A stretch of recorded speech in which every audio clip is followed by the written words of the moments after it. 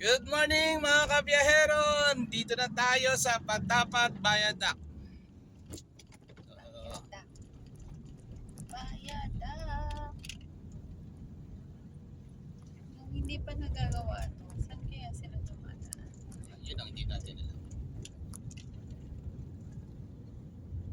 Mga Welcome kabiyaheron, to- ito yung mga kabiyaheron, ito yung isa sa famous tourist spot dito sa Ilocos Norte. So, bago ka pumasok ng Cagayan, dadaanan mo muna to kung galing ka ng Pagudpud. Ito yung Patapat Viaduct. Ayan.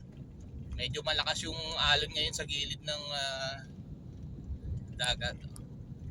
Yung dagat na nakikita nyo, yan ang open sea na yan, Pacific Ocean.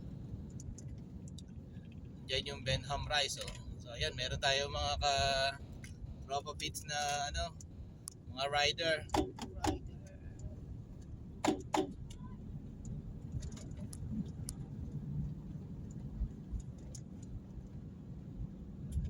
Ayan. So nagiging stopover to ng mga biyahe. So kung mga kabiyaheron gusto niyo pumunta rito, pwede niyo akong kontakin sa aking Ayan na may calls. sa FB. Ronald Takiwag. Batang Biyaheron.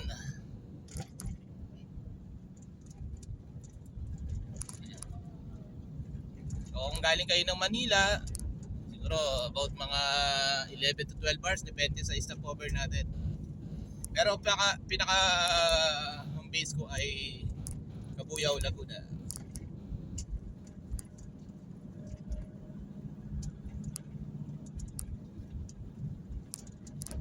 End of Viaduct.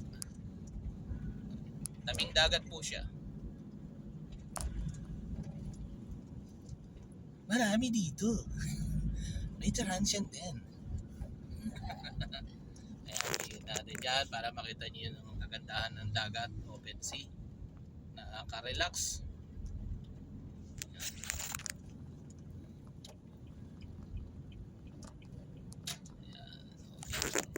Yan ang makikita mo po dito. So time check po tayo ay 7:30 ng umaga.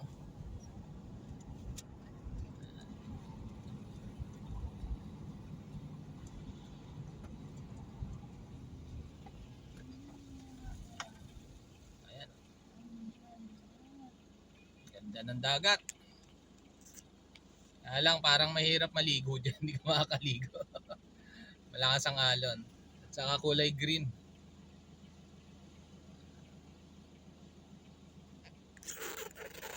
Ayan, itadaanan natin.